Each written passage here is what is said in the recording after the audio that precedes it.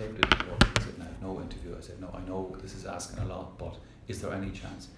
He said, "Yeah, I'll see if I can bell one 20 minutes time."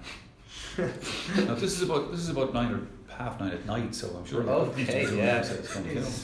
And down I went, and he was there, and we did the thing again, and I so appreciated it, you know. Now the funny thing about John Robbie was, when he finished up his rugby career in Ireland, he went to South Africa, and he became a big radio presenter in South Africa himself. Right. So, yeah. So obviously he got it.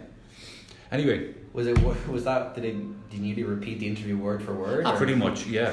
I to tell you the truth. There wasn't the media training around though back then. No, at that stage, I didn't care what he was saying. I had something on tape. Just as the Right, the first thing I want to ask is... intro the show first, I suppose. Are we going to go that far?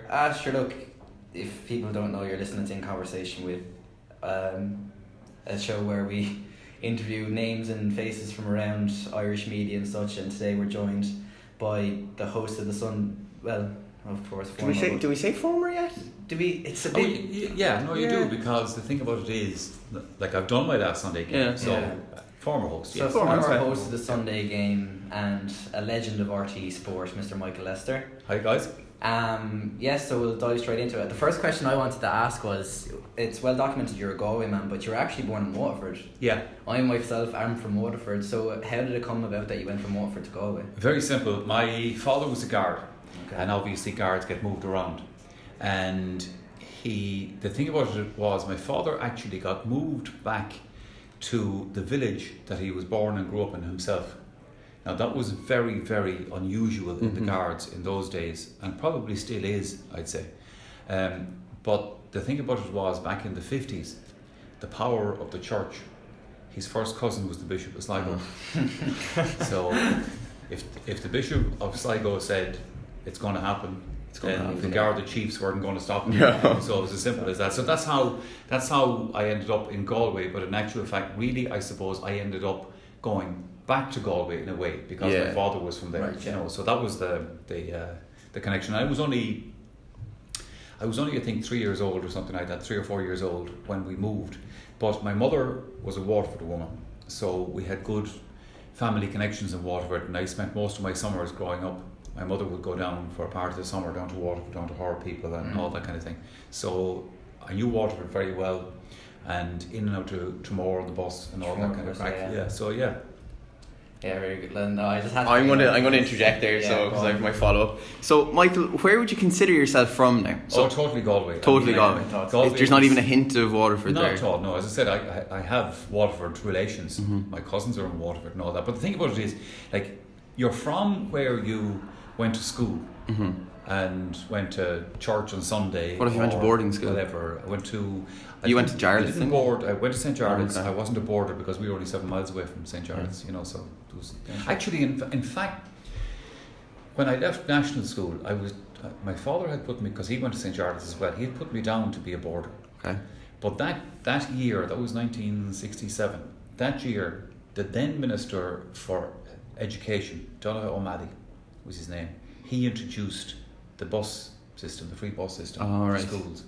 And I can tell you, Donogh O'Malley was my greatest hero. And my father obviously said, well, look, there's no point in paying for him to be a boarder when the bus is actually passing the house. And that was the way. But it was great because, you know, you got the benefit of a good school like St. Jarlath's. Yeah. And in the evening, you could put on your coat and go home, as opposed to the rest of the savages who lived in, kind of, you know. I went to boarding school, Michael. So if that's the case, are you really from Laois then? Yeah, I don't know if you're familiar with Knockbeg College. It's on the Laois-Carlow border. So not particularly, no. They won a Hogan Cup back in 2004. I'm going to say 4. It's either 3 or 4. But their postal address is Carlow. Yeah. But it's actually in Laois. Yeah. So it's the right side of the barrow. Yeah, you are actually from Laois. Yeah, obviously I'm from Laois, Colin. Let's not bring this up again. So the reason I asked about your would you consider you being from Waterford or Galway is because Colin here is from Waterford. Yeah. But for some reason Colin has decided to jump on the bandwagon and follow the Dubs there.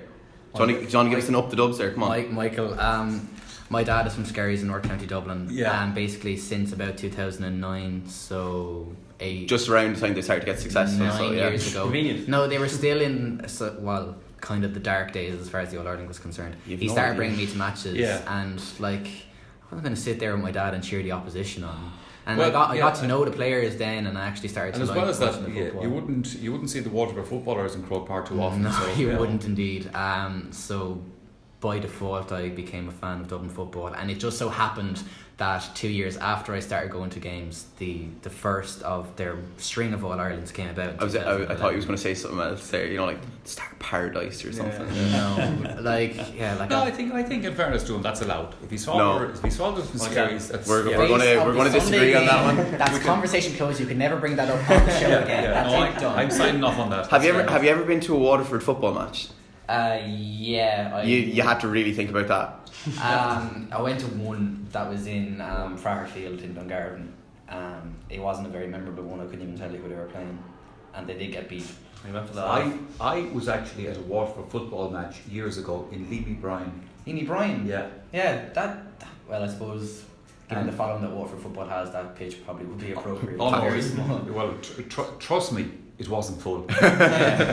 But we were down actually doing a feature for television on the smaller and less successful counties. So we picked one or two, and we picked Waterford playing a league match, Division 4 or whatever it was, down in Leamy Bryan, and we're going around doing bits and pieces and whatever, and there's a fellow watching the match.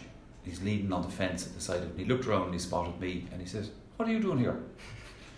And I said to him, "I'm covering the match." He says, "You're covering the match?" And I said, "Yeah." He says, "What are you doing it for? The death notice, is it?" And if there was ever a more harrowing commentary on Waterford football, that would be it. There's hope for them yet. Michael, how did you get your foot in the door in Tuam, the local newspaper, when you were young? When I left school, I got a job in the sugar factory in Tuam, and I got that because I had connections. A cousin of mine was the manager of the sugar factory in Cardo, so that kind of opened that particular door to me, and that looked like where the career was going. But I saw this ad in the Tuam Herald newspaper looking for junior reporter, and I was always interested in writing, and had written when I was in St. Jarlath's. They had a college magazine, and I had been writing a fair few articles for it, and that, so I had that interest, and I decided to apply for the job.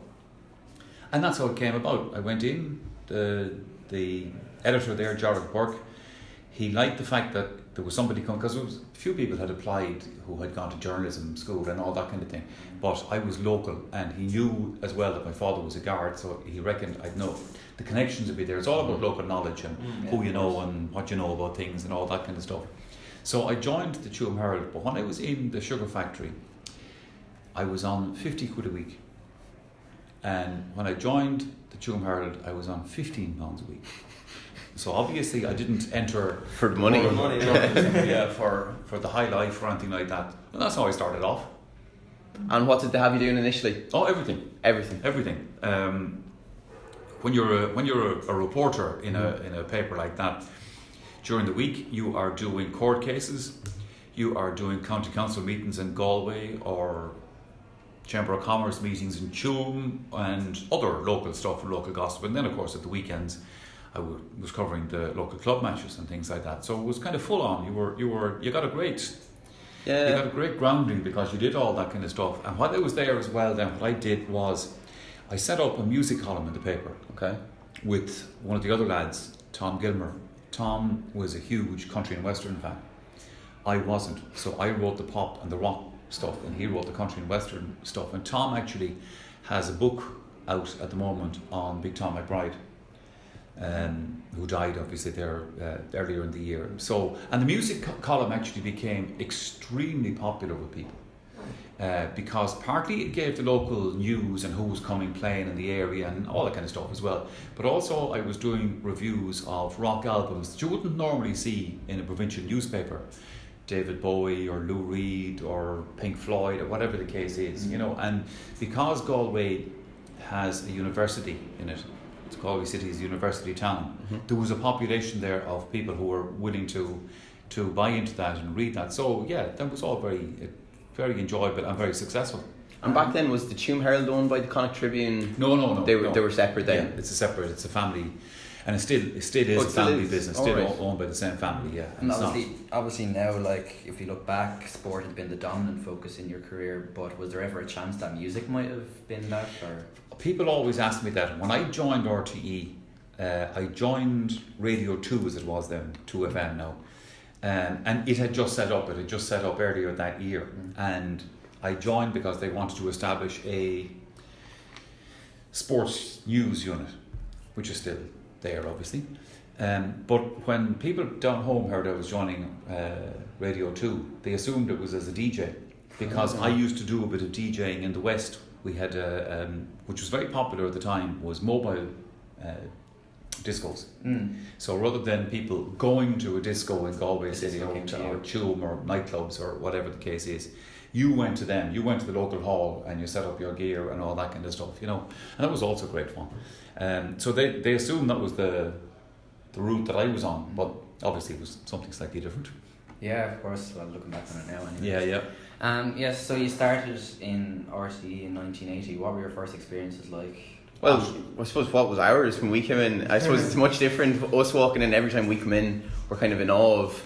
Yeah. I suppose. And everybody we talk to, like we said it to Joe Duffy and Dave Fang when we walk in, we kind of starstruck if somebody's walking past us and they're like, would you go away? Yeah, like we see Tubridy every time, and like I remember Joe's reaction particularly. Was, not that fella. Like, I suppose it's become normalised to us, but like, what was your reaction in 1980 walking the halls of? I mean, it was exactly the same. You would see people around here, and it depends on who they were and what they were. Like Gay Byrne, when he was around, he was like God, and it was like he was held in awe by people and all that kind of stuff. Other fellas then, like Mike Murphy or whatever the case is. I mean, everybody is different, and everybody has different personalities, and some people were more approachable maybe, and that kind of thing. But I mean, that's your initial reaction to it, and that wears off very quickly. I was going to say, how long did it take for it to get normalised? A couple of weeks, and then you see these fellas around the place, and it's just normal, kind of, and you don't take any notice, kind of. So actually, like now, who would it take for you to be starstruck, or would you be starstruck by anybody nowadays? Marty Morrissey, definitely. Marty's upstairs there, actually. I was talking to him a minute ago. Look, to be honest with you, nobody from that point of view. Yeah. That's not to say that I don't admire people on radio and television and all that kind of thing, but I wouldn't exactly be starstruck by them anymore. And what was the first job as soon as you got in here? What did they have you doing? It was a little bit like in the sports department, a bit like what I was doing in the Tuam Herald. In other words, a bit of everything, because you were covering the sports news of the week, and you went on the radio with your bulletins at whatever time it was, and you had to summarise what was happening in sport, and whether it was rugby or bike racing or GAA, obviously, and soccer and all that. You just did everything, and I used to go to all of those events. Like, I'd go, if I was assigned on a Sunday, it could be to a League of Ireland soccer match, and League of Ireland was more popular in those days than it is now. It could be a GAA match, whatever, you were sent to whatever was going on, or stuff like outside of that. There might be an athletics meeting out in Santry and that. So you did a bit of everything, kind of, and you got grounded in the whole cross. Was there anything that was kind of outside of your comfort zone initially? No.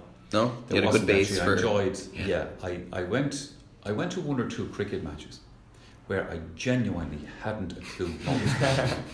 And I was submitting these reports, and I was saying to myself, this doesn't make any sense. It doesn't make any sense to me. So, but look, you stick your neck out and you chance it, But other than that, I mean, everything else I was kind of fairly comfortable with, because the thing about it is that I've always said in relation to this business as a presenter, you don't have to have all the answers yourself. You only need to know the relevant questions to ask. Ask a reasonably intelligent question. You don't have to actually have the answer to it yourself, So, because that's why you have our Sunday game panel and all that kind of stuff. I don't actually need them, because I could probably summarise the match myself. But people are watching the Sunday game to hear what Joe Brawley has to say, or Pat Spillane, or whatever the case is. So that's what it's all about. You obviously made a fairly big impact, because not long after you joined RT, you were the host of the Sunday game. Do you owe anything to how you kind of rose up through the ranks? Or? Yeah, that was interesting, because when I joined the Tuam Herald, I replaced a guy called Jim Carney, who went initially to the newspaper business, to the Irish Independent. And when I started on the Sunday game, I was basically replacing Jim Carney, because Jim had done it for a couple of years. He hadn't done it the year before I started, which was in 1984. Sean O'Callaghan had been the presenter that year. But Jim had had a very bad car accident, and it put him out of the loop. And he was out of the loop in 1983. Sean wasn't going to be the full-time replacement for him, because he had other commitments in here and so on. And they were looking for somebody to take up the role. Mm-hmm. So they asked me in 1984 to have a go at it. And obviously, when you do that, and it's your first attempt at it, you don't know where this is going. You don't know if they're going to ask you back again or anything. It was your first or your last show, really? I was attached to radio, so there was a chance that they would have just said, look, that was grand, but, we'll go back over and do your bulletins. Yeah, exactly, yeah. Very different as well, just, oh, sure. On radio, everyone can hear you, but now on TV... Well, the first TV thing I did, which wasn't actually the Sunday game, because they actually brought Sunday Sport, wasn't Sunday it? Sport, that's right, yeah. They brought me in a little bit earlier before the Sunday game season, just to see, could he sit in front of a television camera and actually survive, so, and the first time that I did Sunday Sport, I'd never actually been in the presenter's chair in a television studio before. Been in a studio, but I've never, and I'm sitting there, and it was a bit like doing the cricket matches. You're thinking to yourself, what am I doing here? Like, what is going on? But when that happens, you do either one of two things.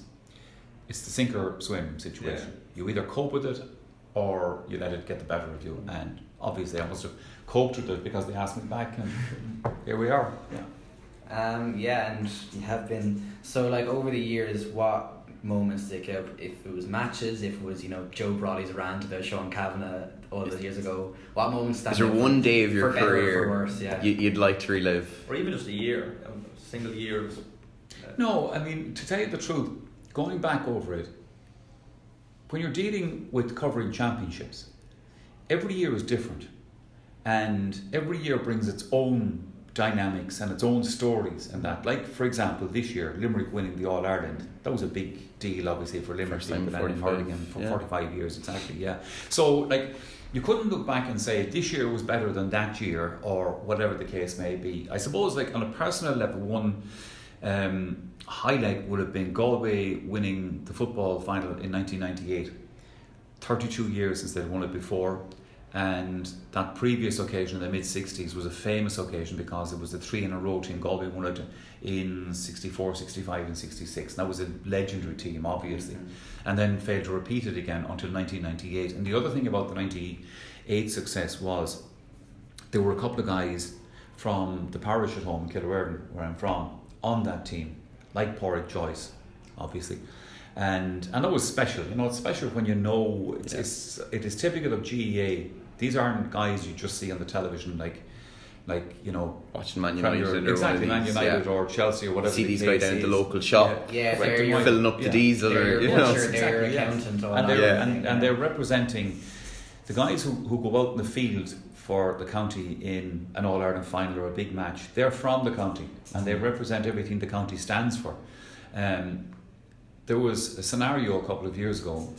Angel Di Maria joined Manchester United, very good footballer, but he actually thought he was in Paris. I mean, really? There is a bit of a difference between Paris and Manchester. Well, he thought there was, it was one of those things, kind of was going down to the wire, like his agent was trying to find, and it looked like he was going to Paris Saint-Germain. And he got on the plane and said, no, it's actually Manchester. So. He is in Paris now, thank you. He finally got back there. Yeah. Didn't have a great game. No, he didn't. Well, the hurling final last year also match with that, with the football, Galway winning? Well, the hurling final was great. I suppose the only thing about the hurling final was Galway got beaten it, so that wasn't great. Is it hard now? Because I said this to the lads before. When you listen to Marty Morrissey do a Clare game, well, he's from Clare. He gets excited at the best of times, but when Clare score a goal, there's no reaction like Marty's reaction. Is it hard to keep a level head when you're watching the county that you love, the county that you're from, win or lose an All-Ireland final? Well, I suppose the thing about it is that you always have to remember that you're there as the presenter, and for everybody who's watching the program. You're not there as a fan. You're not down on the terrace or you're clocked into work. Whatever. You're clocked into work. Yeah, no, for sure. When the match is going on, and particularly last year with the hurling final, I just found it frustrating. Limerick deserved to win, and they were the better team on the day. But I just felt all last year, Galway never quite found fifth gear. Yeah, and the year before, and Galway did win. The year before, let's not mention that, please. The thing about the year before was, in fairness to Waterford in the final the year before, Galway were the best team in the land that year. They won the league, they won the Leinster Championship, they won the All-Ireland. Nobody could have any arguments, even the most passionate of Waterford fans, you know. Whereas we won't ask Colm, so he's only halfway there, 1 foot in, 1 foot out. Whereas they just kind of, they didn't fully fire this year, and maybe it has to be said as well, Limerick didn't let them fire in the final. You know, they played better than them, and you have to also accept that you go out in the field. The two teams have the same ambition as to bring away the trophy, but if one side have more of the ambition and more of the skills of it on the day, then there's no point in arguing about that. You know, exactly. I was actually something that BT Sport do when Stephen Gerrard was a pundit and they were covering Liverpool games. At half time, if Liverpool had scored, they actually show like Stephen Gerrard would be banging on the window. Was there ever any of that in the Sunday game? Like if Kerry were playing and Kerry had scored a goal, Pat Spillane jumping around and all this kind of thing? Well, yeah, there was one actually last year, and it involved me. The Tip Galway semi-final. My father's from Tip. And yeah, you see the thing, as people might remember that day, Joe Canning scored the winning point in the last long range puck, and Tip had been the All-Ireland champions, and it was a classic game, and it was great stuff and whatever. And I was filmed, which they showed later on in the programme, of me kind of punching the air and all this kind of stuff, you know, which I thought was a bit unfair of them. But I pretended I was punching the air when Tip scored the goal in the first half. But don't think anybody bought that, to be honest with you. So now we brought them up. So what are they really like in the studio? Spillane, Brawley, does it ever actually get properly heated, or is it all just kind of? No, and somebody else asked me that in an interview recently as well. In actual fact, he heard that there had been a punch up in the studio and stuff like that. I would pay good money if there's ever a pay-per-view of that. Yeah, I think Spillane. Well, I'm sorry to disappoint everybody. They haven't missed anything. There haven't been any punch ups or anything like that. Look, they come in to do a job that they're getting fairly well paid for.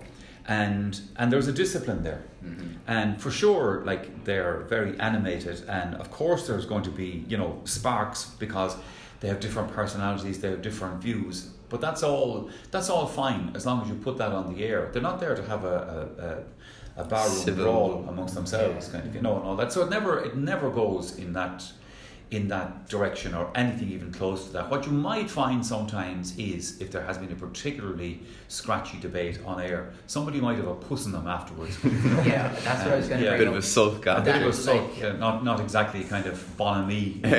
The aforementioned Joe Brawley, Sean Kavanagh rant, like once the cameras got off, was Joe still seething about that? Or was you see, the thing about Joe that day was, when the incident happened, Joe was doing a dance around the place, and I knew what his attitude was. Like, he was throwing toys out of the pram and all that kind of thing, you know. So when we came back to the analysis in the studio, and I'm chatting to Colm and Pat, and Joe was kind of sitting there with a bit of a face on him, you know. And I knew exactly where this was at, and I actually said it to him. I said, Joe, you're not looking too happy at the moment. And of course he exploded about Sean Cavan. And yeah, but that's let the kids play tennis. He's a character anyway, and then you have a kind of like Ger on the hurling panel as well. Do you ever feel like when they're on these rants, you're like, you can't say that? Is there a safe word? I've always wondered, is there a safe word in studio that, like, producer cuts, goes straight to commercial, something like this? Yeah, or is there ever a producer kind of looking at you behind the camera going to go, it's like, you know, trying to... Oh, sure. I mean, like, sometimes, first of all, the presenter has to pretty much manage this himself. Somebody sitting in a van down in the bowels of Croke Park, or whatever the case is, aren't in the position to do that. Okay, I can hear them in my earpiece and whatnot, but you're the guy sitting in the chair. So really, it comes down to you. There's no point in looking for somebody else to be trying to do this for you. So what I have to do is listen to the conversation, obviously, and then decide, is this wandering into areas that it shouldn't be going or whatever. And it's a balancing act, because you don't want to stifle the conversation.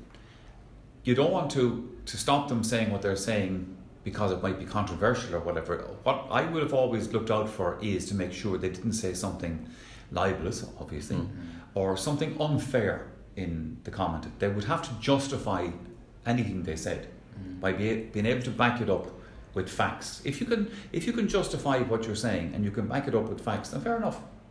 Fine. They're there to express their opinions. So that's what my role would be. It's almost like being a referee, to make sure that you're playing within the rules, and after that you let it go. So it's Did you ever show Brawley the red card? No. I've tempted a couple of times. Got a yellow and a black, and never got the straight red. He's got a few warnings from down through the years, kind of, So yeah, but as I said, that's part of. And what happens is, I mean, the thing is with these guys,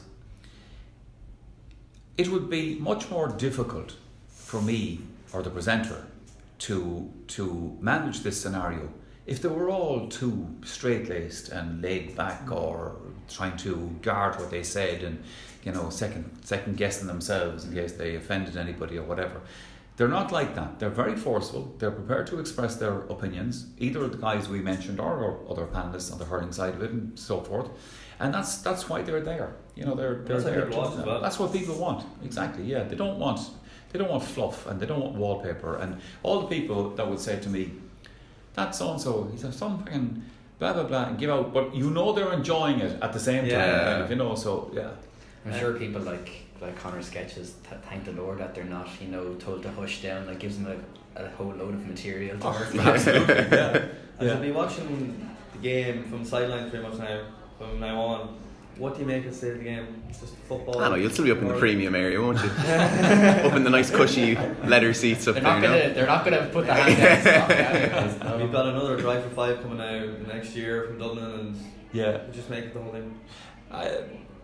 Dublin are definitely ahead of the pack at the moment. I don't think they're as far ahead of the pack as everybody thinks, but nonetheless they're obviously a very good side, and 4 All-Ireland titles in a row is testimony to that.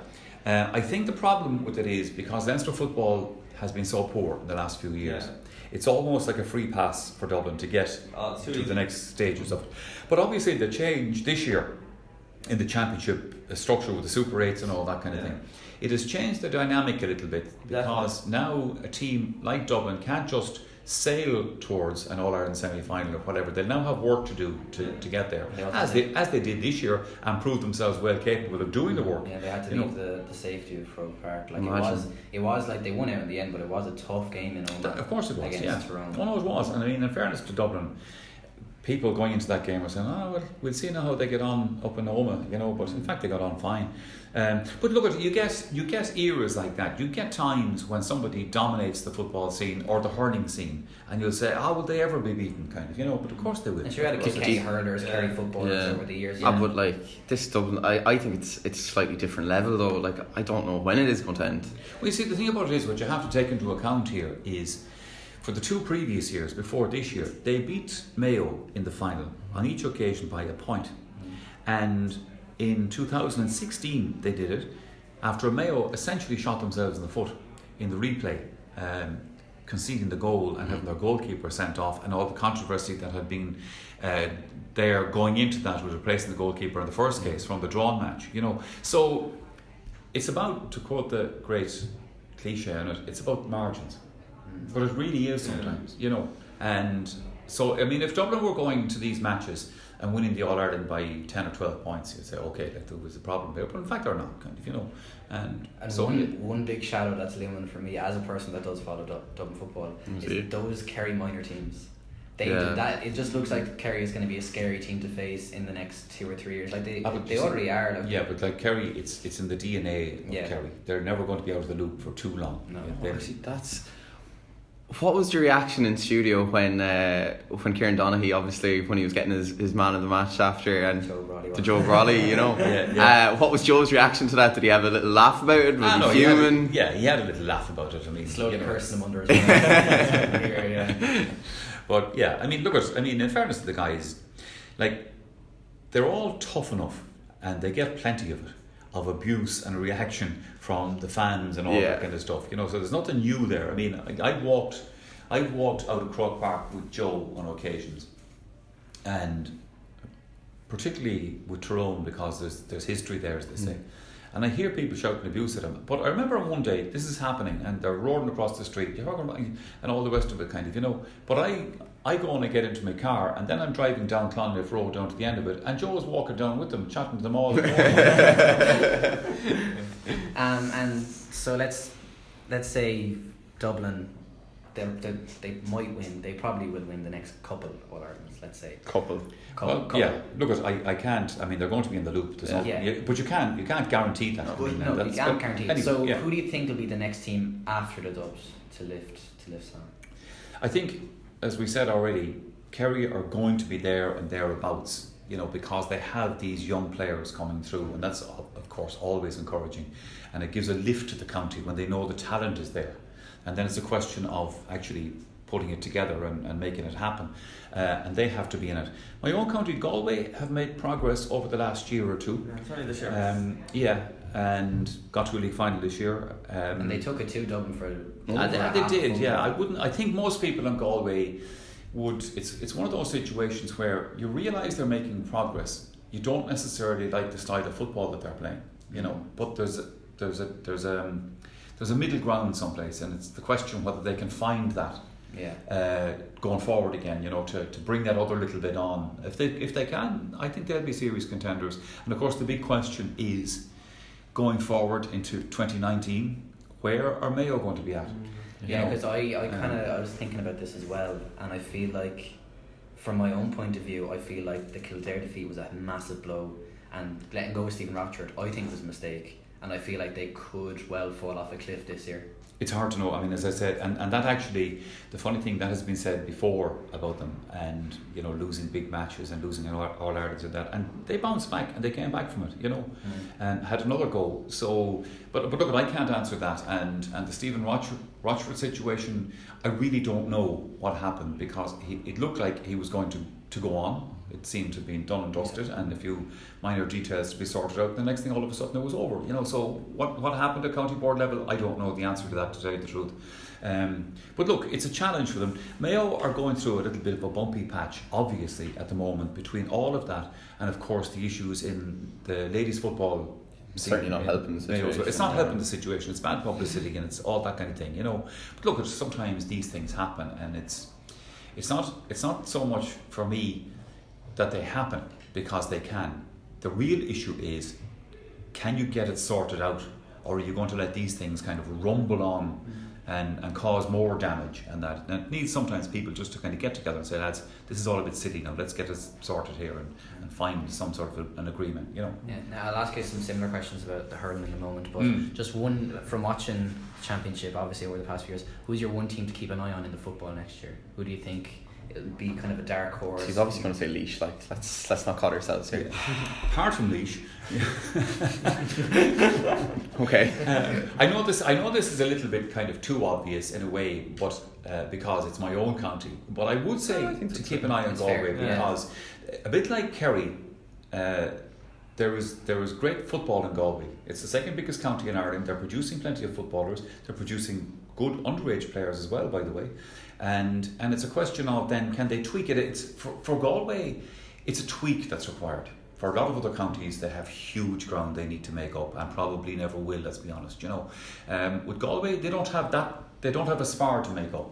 And if the tweaks succeed, they have the players and they have the structure, and I wouldn't be backing them to win the All Ireland next year, but I'd be backing them to have a go at it. And one last question that I know I've been asking a lot recently, but say a similar question in the hurling. So obviously we saw Limerick win it for the first time in 45 years.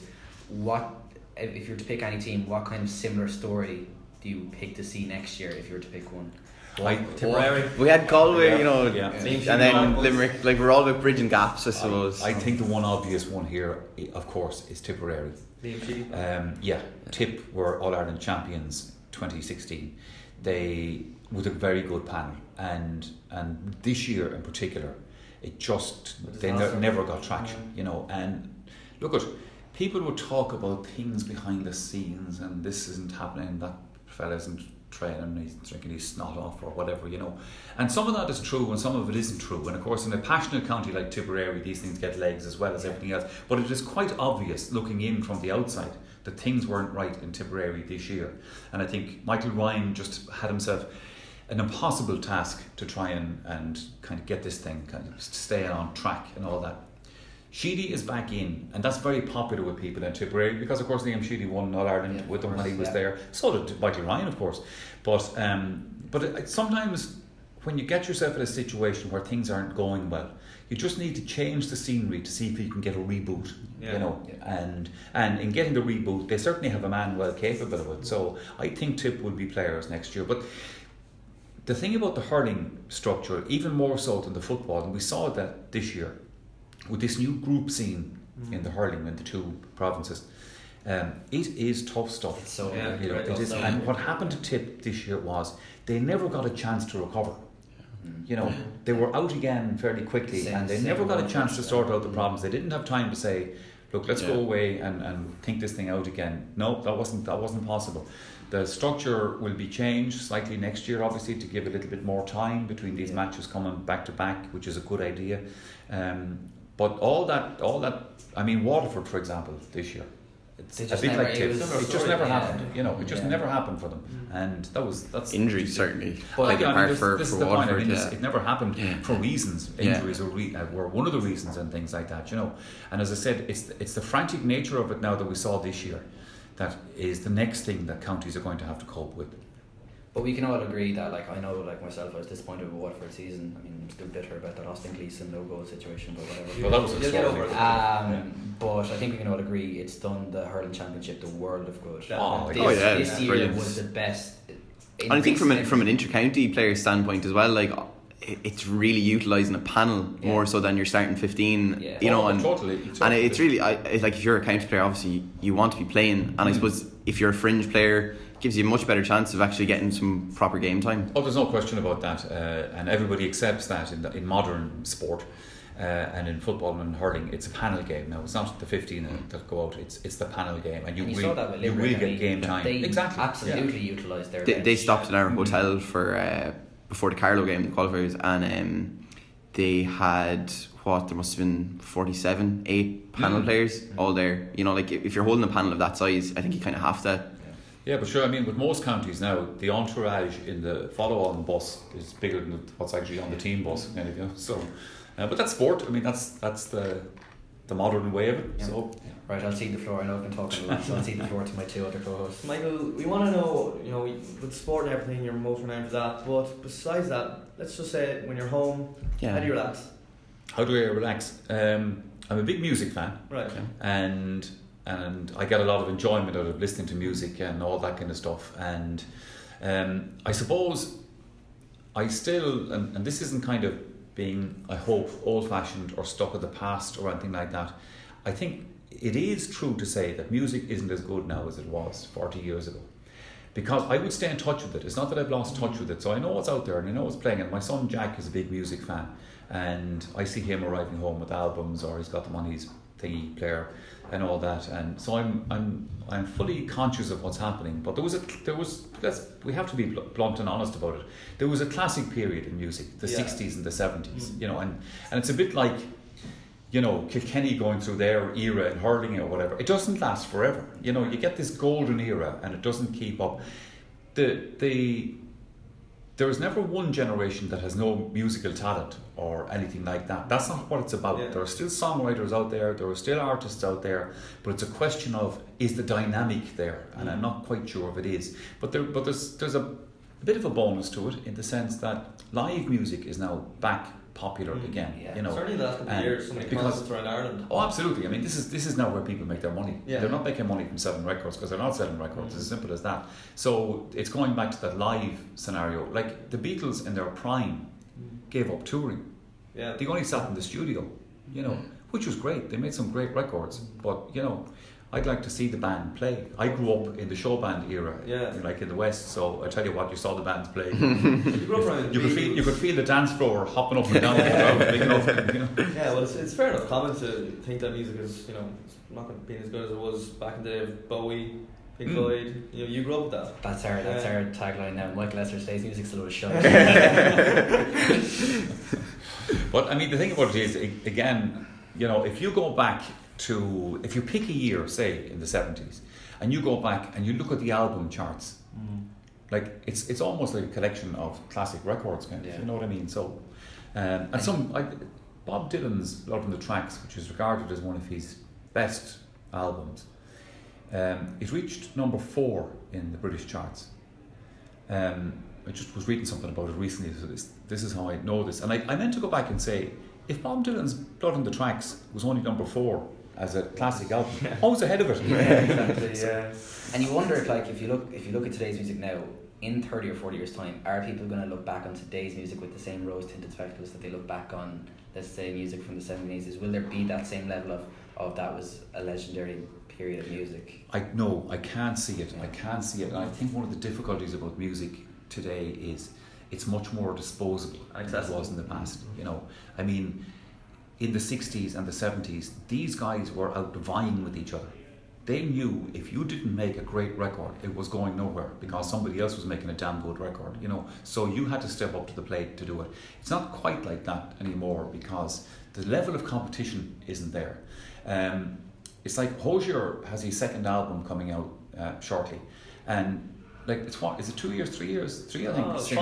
Since Andrew made the previous one, which was a very good album, by the way, you know. Yeah. And you think to yourself, in the past, that wouldn't have cut the mustard. If you didn't get another record out within a year or 18 months and have it top the charts, you may as well go home for yourself. You should send albums out every year. Yeah, sure. If you flick through Spotify now, you're scrolling to get back to their very first works because they had so many albums. If they weren't new material, there were lots of live compilations and stuff like that. There was always retro. Oh, sure, yeah. The Beatles would bring out, in between big studio albums, they would bring out something like the Magical Mystery Tour album, which was essentially a collection of leftover bits and pieces out of it, you know. But the leftover bits and pieces were songs like Hello Goodbye and all those kind of things, you know, and other very good tracks that just didn't make it onto their albums, you know. So that was the level, but then I suppose it's not really fair quoting the Beatles at anybody kind of, you know, with slightly different level. And have you seen any big concerts back in your day?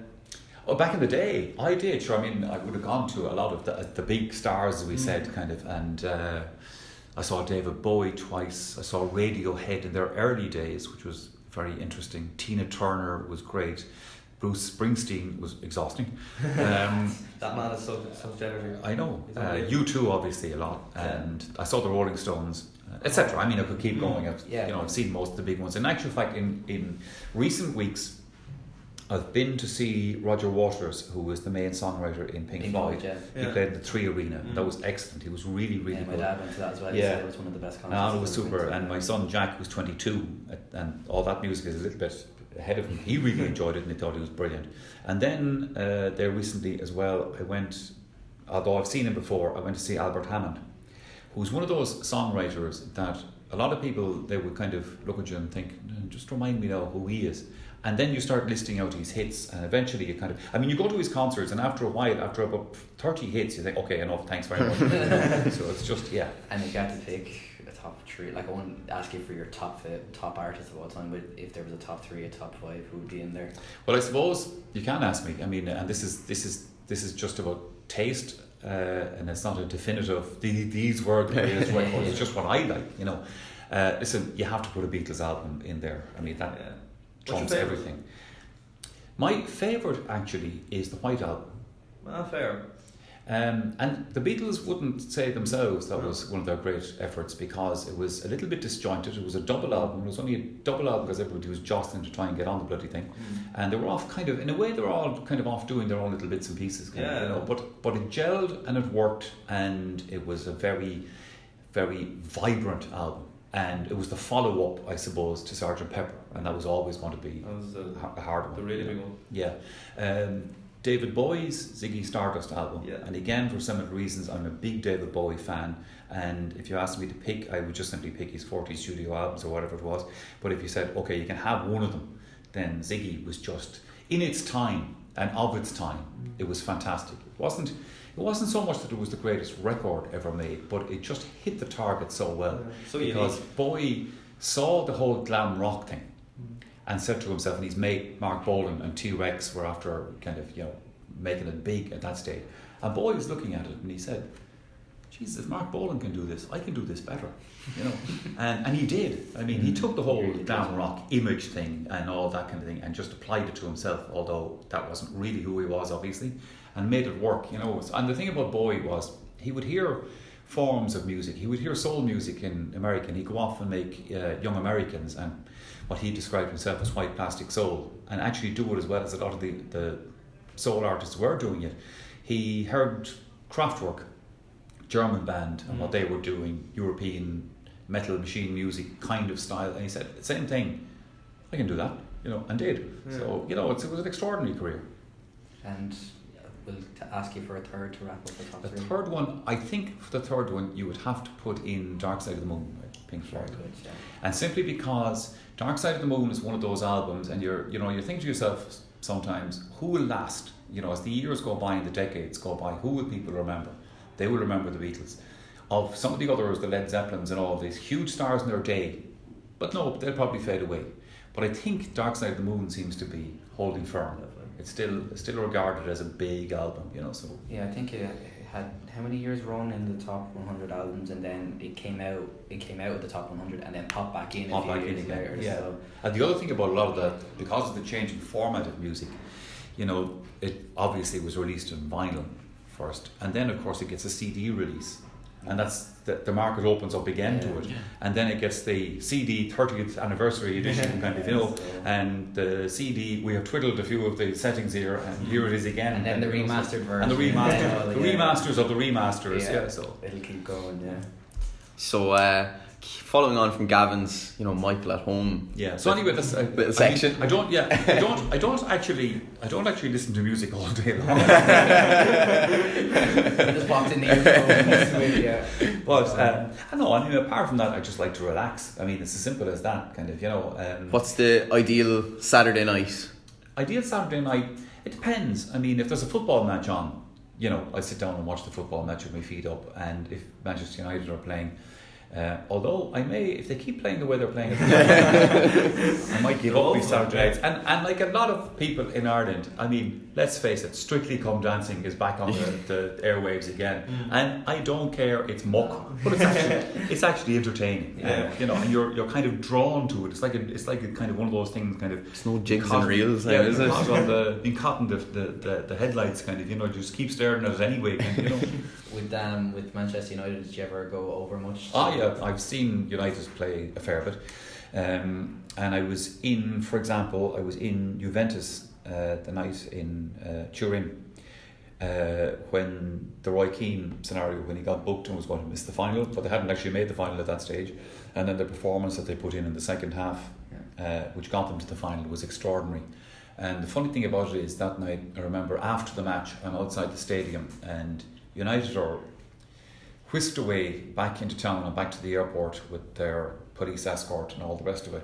Obviously, the Italians don't take getting knocked out of the Champions League as very funny, because Zinedine Zidane came out and he's standing outside the stadium with his bag, and obviously somebody's supposed to pick him up, but there's nobody there to pick him up, and somebody spotted him and they were speaking to him in Italian, but the gist of it I got was that they were offering him a lift to town, and he kind of said, no, it's fine. And then I think he just thought the better of it, kind of, and thought, well, how am I going to get into town, And while this was happening, Edgar Davies, who was on that team, came out and was in a similar situation. He's looking around him as well, kind of, and how am I getting back into town? And eventually, the two boys, the lads get out of the car and they get their football gear and throw it in the boot, and Zidane and Edgar Davies are sort of packed into the back of the car and they all zoom off into town. Now, for all I know, it would be kidnapping them. So speaking of, I remember at the start of the interview, I said, who would cause you to be starstruck? Is there any United player, past or present, that if you met now, you'd be like, oh my God? Well, there was one in the past. Unfortunately, he has passed away since, George Best. Yeah, I was gonna say. And I was doing an event up in Belfast, and George was the special guest at it. And we met up the night before in the hotel, and we're staying overnight and all the rest of it. And George had flown in from England. And when I was arriving down to meet the guys, and we were going to have dinner and all this kind of thing, I was really I'm thinking to myself, do I actually want to meet George Best? It's, that thing, don't meet your heroes, And I said, maybe, yeah. And then, anyway, I went in because I was in. And he said, there were 4 or 5 guys sitting together, and they had a paper in front of them. And he said, Ferryman, he said, sports presenter, he said, we're trying to do this thing here. Teams in the English League who begin and end, their names begin and end with A. He says, now don't tell me Aston Villa because we have that one. And we're going, at the next thing, you're thinking to yourself, this guy's just normal, and it was great fun, and he was great fun. I think, what other ones are there? Huh? What other ones are there? Don't start, because George Best has it all figured out, don't worry about it. But the thing about George was this kind of, I suppose, summed up his life and where he was at. We had a great old session that night now. I couldn't accuse George of being any drunker than some of the rest of us because we were giving it a fair old lash. But the following morning we get up and we're down with breakfast, and I remember I ordered myself a huge glass of orange juice and the Ulster fry and all the rest of it. And George arrived in and he ordered a bottle of champagne. Just like it's at 9:30 in the morning, And the people that were with him, the people who were doing the gig and minding him, kind of were saying to him, well, George, why don't we have to go to this school and we have to go to downtown radio and why don't we leave the champagne maybe until lunchtime? No, I'll have a bottle of champagne. And he was going nowhere until he got his bottle of champagne. And I said to myself, okay, that's the difference. That's where George's problem really is, So anyway, he was a great guy, genius footballer. And one piece of information that took me aback when we were doing our research, you're into rallying. Yeah. How did this come about? Yeah. Well, I suppose I grew up as a fan of motorsport. Okay. And then when I came to RTE, as I said to you earlier on in the chat, you're doing a bit of everything. So I did a lot, and partly because I wanted to do it, I covered a lot of the motor racing out in Mondello Park. If the Leinster Trophy races were on, or some of the big events at the time, or in rallying the Circuit of Ireland and all that, I'd kind of volunteer myself for having a go, or not having a go, but actually covering those events and things like that.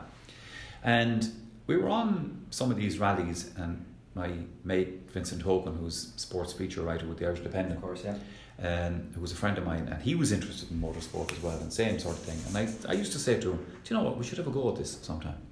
And eventually I said to myself, we'll stop talking about this and we'll actually do something about it. And because then, as the years went by and I started on the Sunday game, I knew my profile was high enough to get sponsorship and all that kind of thing.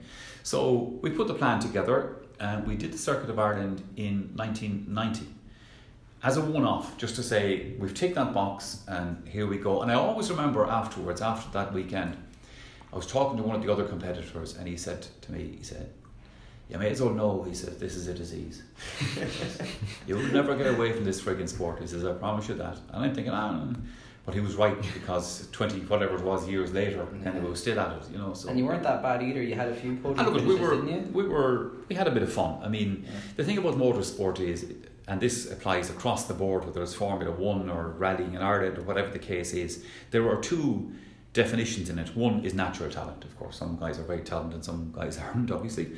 But the other defining factor is how much money you have and what kind of a car you have. I remember talking to a guy a few years ago. We were down doing a small rally down the country, and at the start of it, we were chatting about the fact that in his car he had a launch control system.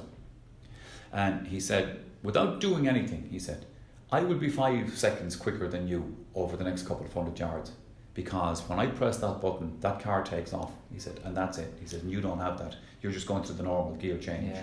Start up. So there's a bit of that in it as well, you know. So the ideal scenario would be have the talent and have the money, and the next ideal scenario is probably just have the money. but look, I enjoyed it, and we were there for fun. We're there to compete for sure, but you compete at your own level in rallying. You know, we weren't there competing looking to win the thing, because you were never going to catch the Bertie Fishers or the Austin McHales or whoever the big guys of the day was.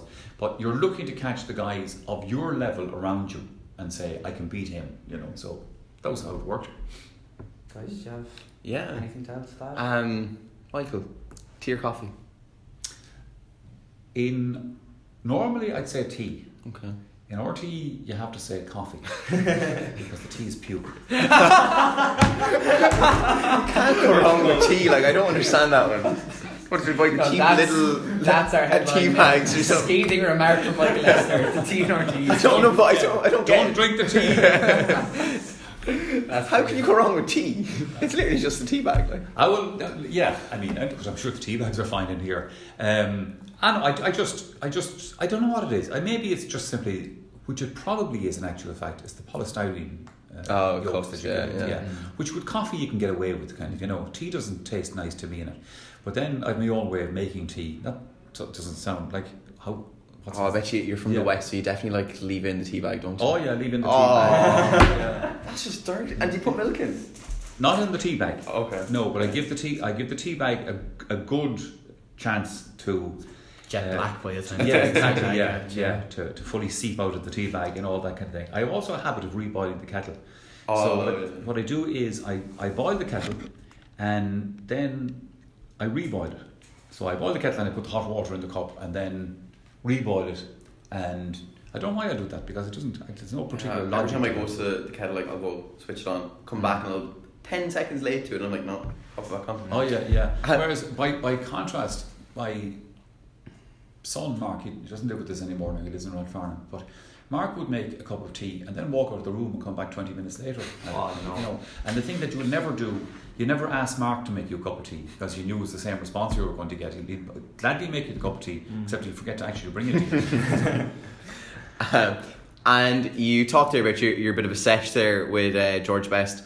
If you were out now for a pint, what would you have? Pint? Yeah.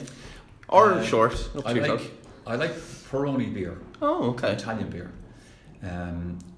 And it's a nice summer beer. Did someone else say Peroni to us? It's becoming very popular. And there's another Italian beer, Moretti, which is also very nice. But they're, as I said, they're inclined to be summer beers because they're crisp and all that kind of stuff. In the summer we had this year, for sure, you know. For sure, yeah. It was very nice. And after that, a pint of Bulmer cider. Nice. It was fine, yeah. Same idea, you know, like thirst quencher. Yeah. That's it. I'm not into expensive wines or. I've gotten, with my retirement in the last couple of weeks, I've gotten presents from people.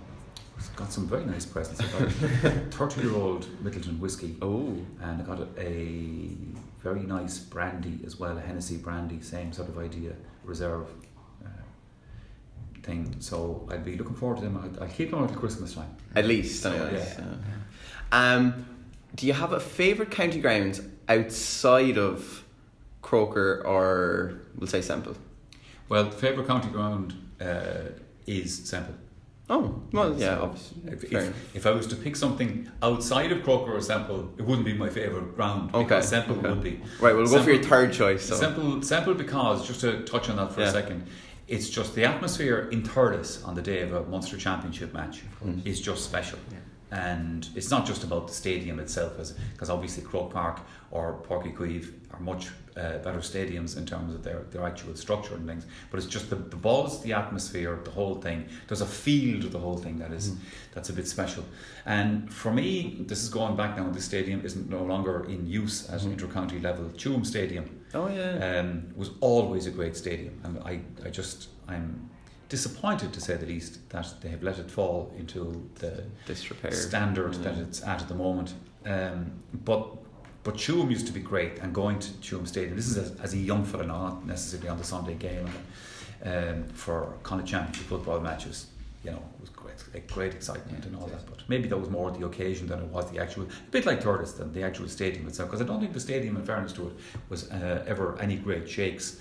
Like the main stand in the place had a corrugated roof on it, which I think in a few storms kind of went south. But anyway, yeah.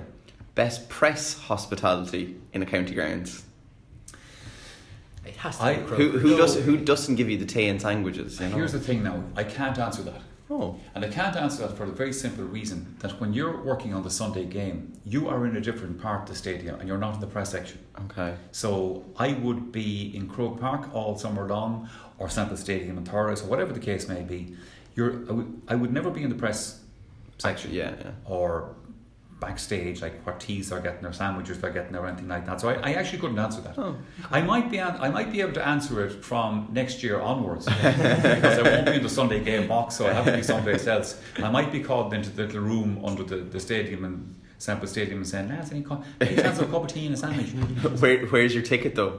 They always ask you for the voucher. They're sound enough down there. There's no problem with that. Following on from that, so obviously the All-Ireland hurling final this year, it was very close. I actually had a small bet on myself, Limerick by a point, and I was very nervous, obviously. But it was your 77th All-Ireland final. Was there ever a thought in your mind, am I going to be back for a 78th? No, because the thing here with that is because of my health issues and the cardiac arrest that I suffered in 2015, that was in June of 2015, the chances on that occasion of me ever doing the Sunday game again were very, very slim. So to have done the following 3 years and to get to this point has been a bonus. You couldn't say I'm looking to do more when probably you had no business doing those few anyway, kind of, because most people, what happened to me when I was a young fella, somebody got a cardiac arrest. People didn't call it cardiac arrests in those days, they called it dropping dead. Yeah. And I'm sure everybody across the country was extremely happy that you were able to make it back, because they gave you such a great send-off as well. But you know what? I was kind of happy myself about it. Yeah. It was very touching, I have to say. No, the send-off was nice, I have to say. Which, as we all know, the Sunday game means so much to people. So that's nice. Yeah. Do you know how the news came out about you finishing up for the year? Because it came out very early. Oh, it did. Yeah. No, that was a bit unfortunate. It really shouldn't have happened like that. But the simple scenario was, the Sunday Times rang me earlier this year and said, this is going to be your last year doing the Sunday game. And I kind of said, well, it is. I said, I'm retiring. And I didn't really think of it because it was just being asked a question. And then they ran this story in the paper, and it was apropos of nothing really, because we were just about to launch into, I think the story was run because we were about to launch into the League Sunday season and all that kind of thing. It's one of those things that once you put this thing out there, and some people only take in the information kind of sort of half take it in. So for most of this year doing the Sunday game, people have been going around asking me how I'm enjoying the retirement. But that was just, it was a bit of at times it was a bit of a nuisance, because there's only so many times that you can explain to people, well, thanks very much, I'm not actually retired, but anyway. And you're passing over to very capable hands. Absolutely. Well, Joanne is a very experienced sports presenter, obviously, and she's very thorough. She does her work. There's no question about that. And obviously, because she played football herself, because she played for Dublin, she knows her GEA very, very well. So there won't be any problem there. People will like Joanne, I think. She's also, the other thing about Joanne is she's a very likeable person, and that comes across to people. They can spot a spoofer. Mm-hmm. There's no question about that. Now they then decide whether they actually like the spoofer or not. But Joanne is genuine, and that will also come across. Yeah, Colm and I had the pleasure of meeting her actually in DCU this year at a women in sport event, and she was actually the host of it. She was brilliant as well. That's what I'm saying. We had a great chat with her afterwards. And if our listeners hang on to us and don't drop us completely, they will get a chance to listen to us talk to her. She's going to be coming up very shortly on the show. We have it booked in. But how do you think she's going to get on with the lads? Is she going to have any difficulty keeping them in check, or? Do you know what? I don't think she is, because Joanne is a very pleasant person. but she does have a very solid side to her. Okay. And I'd say she won't take any nonsense from them. I think maybe over the years I got too used to them, kind of, letting them away with it, kind of. And it kind of to some degree, it turned into a little bit of a game. How far they could push it before you'd lose your temper, like. But I think she'd be well able to manage the situation. Right. Michael, any advice? We have a lot of students from DCU, media students, just any advice in general for the industry or just in general making your way? Do you know what? It's difficult to give people advice about that because a lot of this industry is about getting the breaks. We've heard that a lot, yeah. Right time, right place. Right time, right place. It's who you know. Yeah. And who you know to some degree, yeah. That can be helpful. Of course it can, The other one thing that I would say to people is don't ever get put off by the setbacks.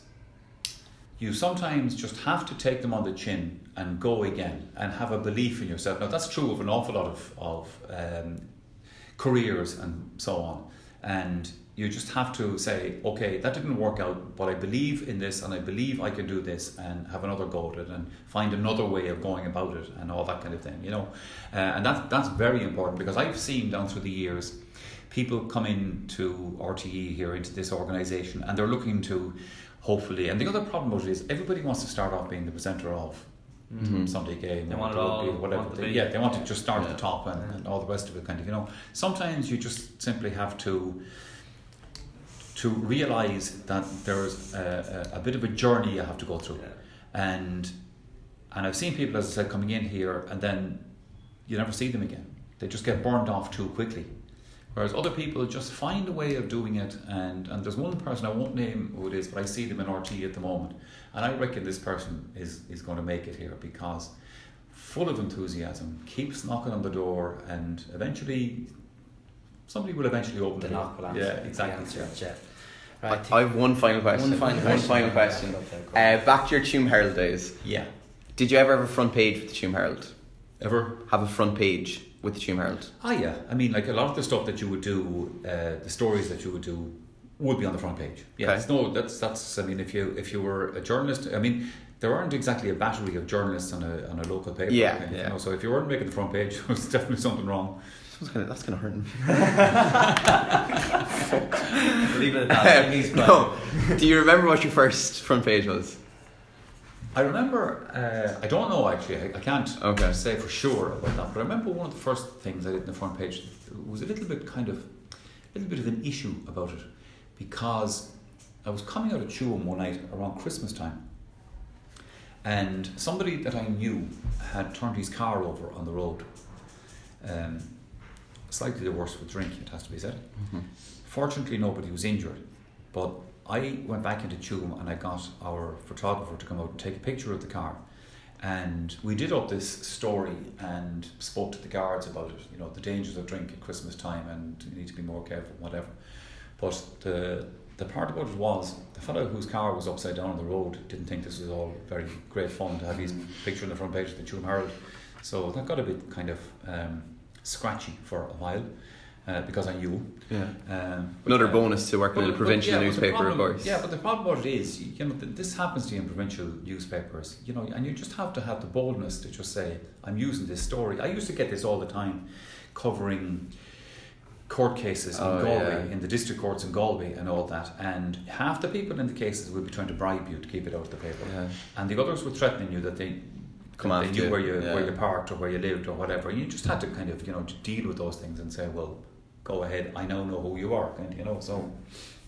Right, very good. Answers. Michael, it's been a lovely chat. It's been an honour to chat to you. Thanks very much for obliging. Well, thank you, lads. I've enjoyed the conversation, and thank you. Thank you. Now, this has been In Conversation with Michael Lyster, and we'll be back very soon.